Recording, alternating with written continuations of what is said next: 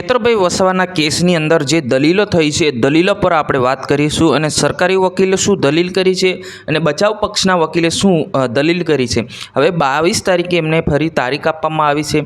22 તારીખે ફાઇનલી બહાર આવશે કે નહીં આવશે એ તો હવે કોર્ટ પર ડિપેન્ડ કરે છે, પરંતુ આજે આપણે જે રીતના વાત કરવા જઈ રહ્યા છે કે જે બચાવ પક્ષના જે વકીલ હતા એ વકીલ શું દલીલ કરી અને સરકારી વકીલ શું દલીલ કરી એના પર આપણે વાત કરીશું। નમસ્કાર મિત્રો, વિડીયોમાં તમારું સ્વાગત છે। હું શૈલેષ ભીલ, તમે જોઈ રહ્યા છો ઈકે ચેનલ। હું તમને એકદમ સરળથી સમજાવીશ, આવું સરળથી કોઈ તમને સમજાવે નહીં, એટલે વિડીયોને અંત સુધી જોજો। હવે પહેલાં એ જાણી લઈએ જે ગઈકાલે જે દલીલો થઈ એ પહેલાં તો આપણે સાંભળી લઈએ બચાવ પક્ષના દલીલે।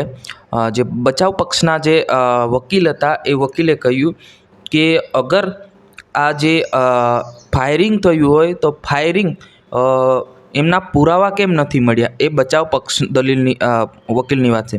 પછી સરકાર વકીલની વાત છે।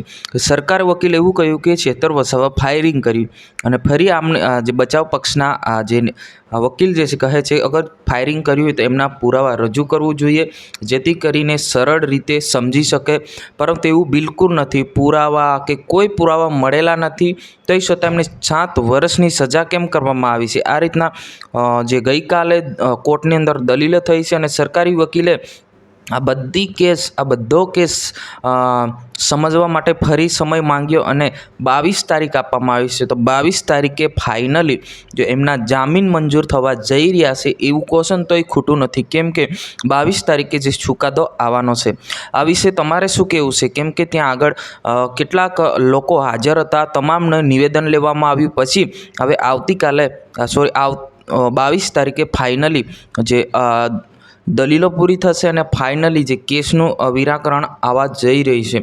જરૂરથી કમેન્ટ કરીને બતાવજો કે ચેતર વસાવા છૂટવું જોઈએ કે ના છૂટવું જોઈએ, એ પણ નિર્દોષ। જય હિન્દ।